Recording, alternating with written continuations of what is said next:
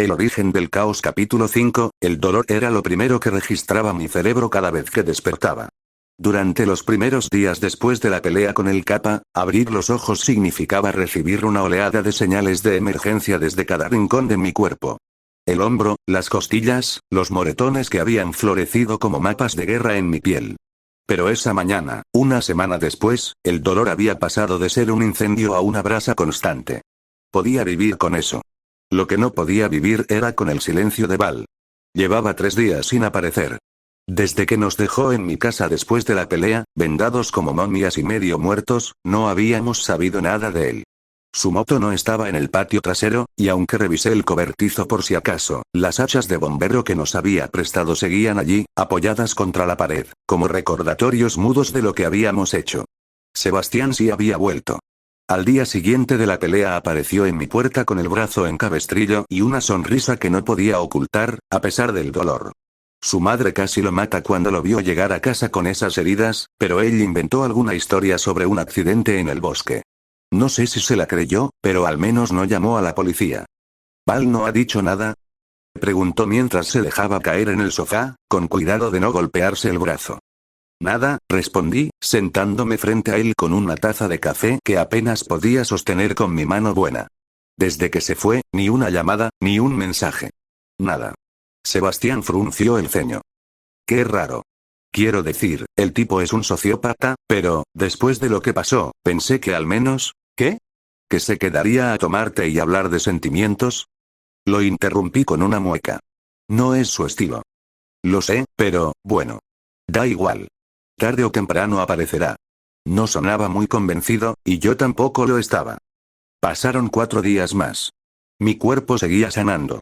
El hombro ya podía moverlo con algo de normalidad, aunque la herida seguía cerrando y cada estiramiento me recordaba que aún no estaba listo para empuñar el hacha.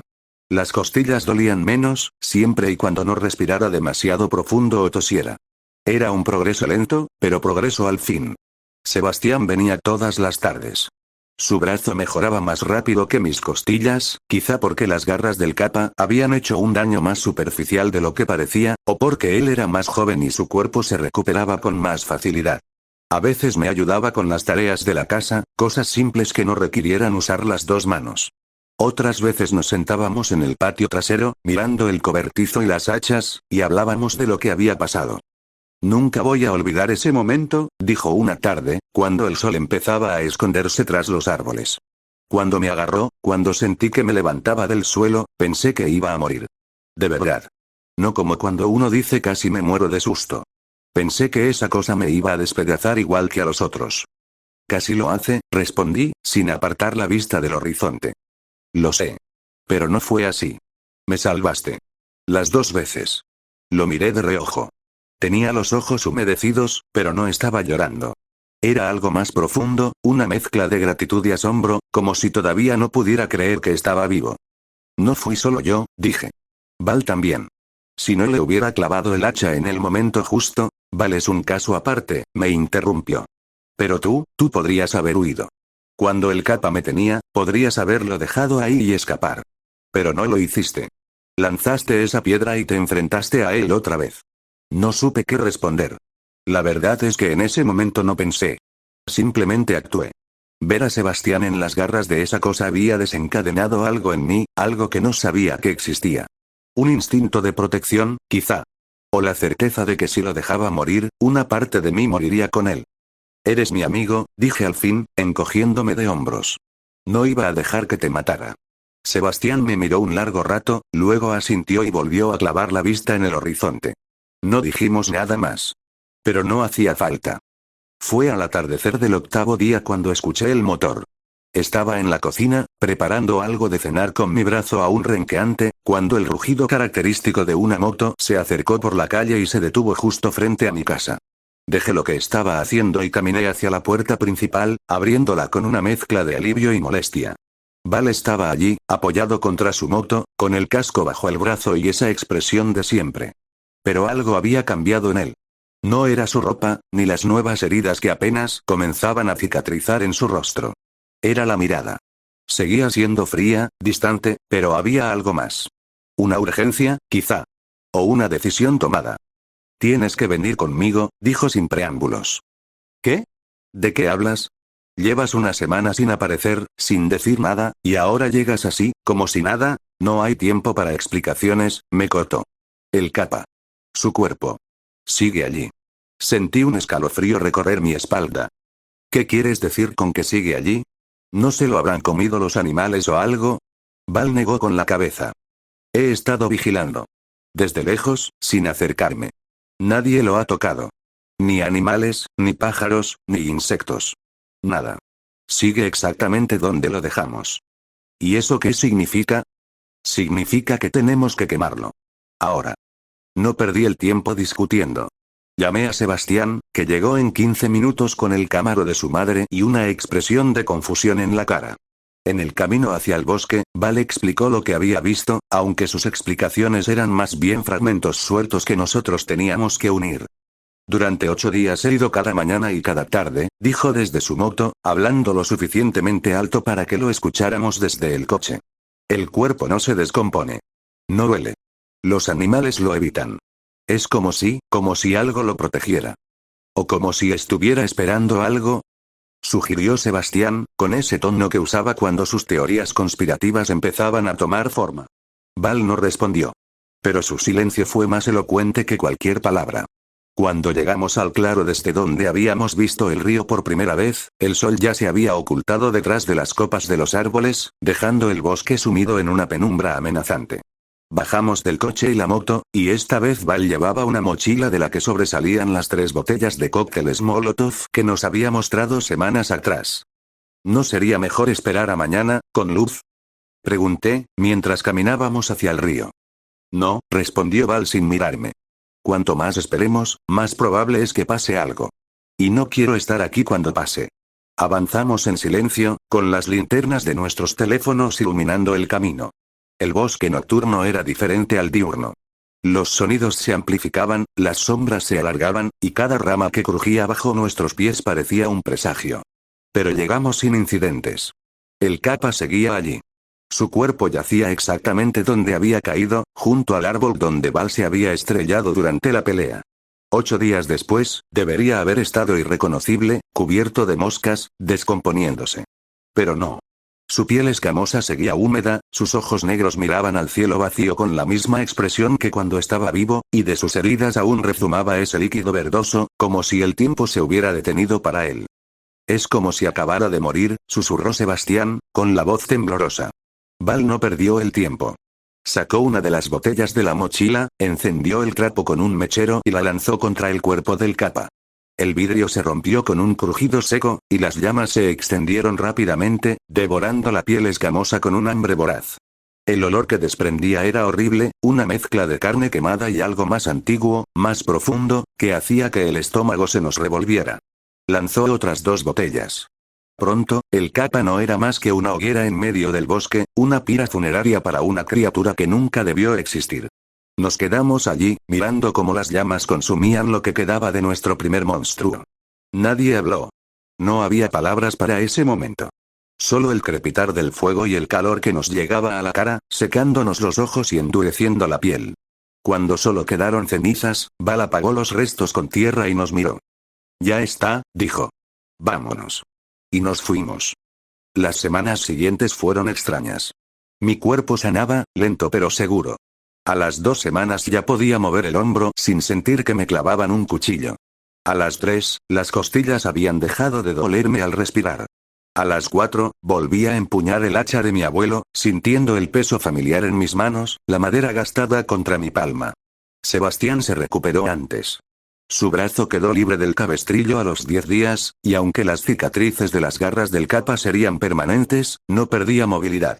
Lo usaba para todo, como si quisiera demostrarse a sí mismo que seguía vivo, que podía seguir adelante. Y entrenamos. Vayas y entrenamos.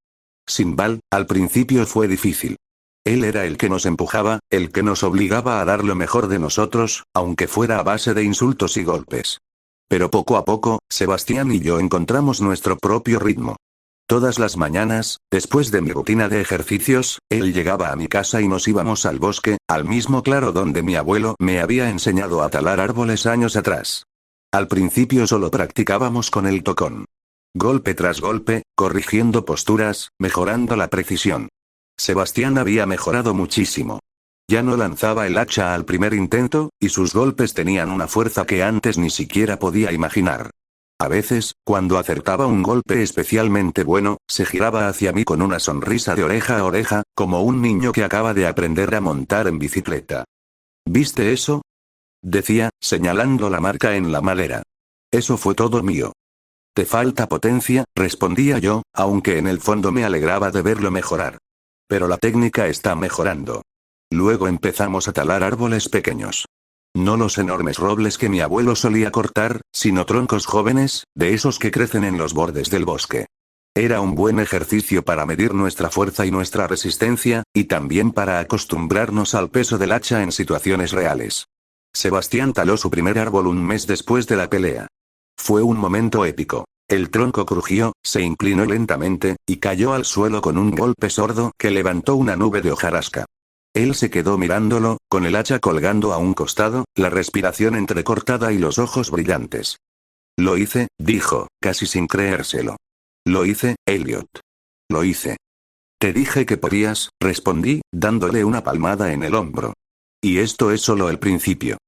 A las 5 semanas, se me ocurrió una idea. Estábamos sentados en el patio trasero, bebiendo agua después de una sesión especialmente dura de entrenamiento. El sol caía a plomo y nuestras camisetas estaban empapadas de sudor. Sebastián revisaba su teléfono, aburrido, mientras yo pensaba en lo difícil que era coordinarnos sin Val. Deberíamos crear un grupo, dije de repente. ¿Un grupo?, preguntó Sebastián, sin entender. De WhatsApp. Para estar en contacto. Así si alguien encuentra algo, o si Val decide aparecer, podemos avisarnos rápido. Sebastián se incorporó, interesado. ¿Y Val aceptaría? Quiero decir, el tipo ni siquiera tiene redes sociales, que yo sepa. No lo sé, admití. Pero podemos intentarlo. Si no quiere unirse, allá él. Así nació Cazadores de Monstruos. Un nombre horrible, lo sé, pero en ese momento nos pareció perfecto. Añadí a Sebastián y a Val, aunque el número de este último lo había guardado desde que me dio la tarjeta aquella primera vez en mi casa. Durante días, el grupo estuvo en silencio. Solo Sebastián y yo escribíamos de vez en cuando, tonterías sobre el entrenamiento o noticias que veíamos por internet. Val no decía nada. Hasta que una noche, 2 semanas después de crear el grupo, su nombre apareció en la pantalla. Val, sigo vivo. No pregunten. Eso fue todo. Ni un saludo, ni una explicación. Solo ese mensaje críptico que nos dejó más confundidos que antes. Sebastián respondió inmediatamente con una serie de preguntas, pero Val no volvió a escribir. Pasaron días, y su silencio se convirtió en una presencia constante, un vacío que no sabíamos cómo llenar. Pasaron 2 meses. 2 meses desde que quemamos el cuerpo del capa. 2 meses desde la última vez que vimos a Val. 2 meses de entrenamiento, de mejoras, de cicatrices que se cerraban y músculos que se fortalecían. En ese tiempo, muchas cosas cambiaron. Mi cuerpo ya no era el mismo. Los ejercicios diarios y las horas de tala habían transformado mi físico. Mis brazos eran más gruesos, mis hombros más anchos, mi resistencia mucho mayor. Podía correr durante horas sin apenas cansarme, y el hacha de mi abuelo pesaba menos en mis manos, como si se hubiera acostumbrado a mí tanto como yo a ella. Sebastián también había cambiado. No solo físicamente, aunque también había ganado músculo y perdido esa torpeza que lo caracterizaba al principio. Había cambiado por dentro. Su mirada era más firme, sus gestos más seguros. Ya no era el chico sobreprotegido que se mareaba ante la primera dificultad. Ahora era alguien que había mirado a la muerte a los ojos y había sobrevivido. Eso te marca, para bien o para mal. Seguíamos entrenando todos los días. A veces en el bosque, a veces en mi patio, a veces simplemente corriendo por las calles del pueblo, sintiendo el viento en la cara y la libertad en cada zancada. Nos habíamos convertido en algo más que amigos. Éramos compañeros de armas, hermanos de sangre, unidos por lo que habíamos pasado y por lo que estaba por venir. Pero Val seguía ausente. En el grupo de WhatsApp solo estaba su mensaje de aquella noche, flotando como un fantasma entre nuestras conversaciones diarias. A veces Sebastián le escribía, contándole nuestros progresos, preguntándole cómo estaba. Nunca obtenía respuesta. Yo, por mi parte, había dejado de intentarlo. Sabía que Val era así. Si quería hablar, hablaría. Si no, no había mensaje que lo hiciera cambiar de opinión. Hasta que una noche, 2 meses exactos después de la pelea, mi teléfono vibró sobre la mesita de noche. Eran casi las 2 de la madrugada. Me incorporé lentamente, frotándome los ojos, y desbloqueé la pantalla. El grupo de WhatsApp tenía un nuevo mensaje. Val, necesito que vengan. Es importante. Por un momento pensé que estaba soñando. Parpadeé varias veces, asegurándome de que era real, de que no era una alucinación provocada por el sueño. Pero el mensaje seguía allí, nítido, inconfundible. Antes de que pudiera responder, llegó otro mensaje. Esta vez con una ubicación. Val, aquí es. Vengan solos. No digan a nadie. La ubicación no estaba en el pueblo.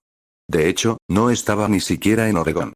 El mapa mostraba un punto perdido en medio de las montañas, en algún lugar del norte del estado de Washington. A horas de distancia. En medio de la nada. Val, los espero. Y luego, silencio. Me quedé mirando la pantalla, con el corazón latiendo con fuerza. ¿Qué demonios significaba eso? ¿Por qué nos citaba en medio de la nada, después de 2 meses de silencio absoluto? ¿Qué había encontrado? ¿O qué había pasado? No lo sabía. Pero una cosa era segura. Si Val nos llamaba después de todo este tiempo, no era para nada bueno. Abrí el chat con Sebastián y escribí un solo mensaje. Elliot, ¿viste el grupo? Su respuesta llegó casi instantáneamente. Sebastián, lo vi. ¿Qué hacemos? Me quedé pensando un momento. Mi dedo sobre la pantalla, las palabras formándose en mi mente. 2 meses de entrenamiento, 2 meses de preparación, 2 meses de espera. Val nos había abandonado sin explicación, y ahora volvía exigiendo que fuéramos a su encuentro, como si nada hubiera pasado. Pero también era el mismo Val que nos había salvado la vida. El mismo que había luchado a nuestro lado contra el Kappa. El mismo que, a su manera retorcida, nos había enseñado a ser más fuertes. Escribí mi respuesta. Elliot, vamos. Mañana salimos. Prepara las hachas. Dejé el teléfono sobre la mesita y me recosté en la cama, mirando el techo. La oscuridad de la habitación me envolvía, pero no podía dormir. Mi mente daba vueltas, imaginando todas las posibilidades, todas las razones por las que Val podría habernos llamado. Ninguna era buena. Pero ninguna era lo suficientemente mala como para no ir. Afuera, el viento soplaba entre los árboles, y el pueblo dormía en su ignorancia, ajeno a los monstruos que acechaban en las sombras. Y yo, junto a Sebastián y Val, estábamos a punto de adentrarnos aún más en ellas. Fin del capítulo 5.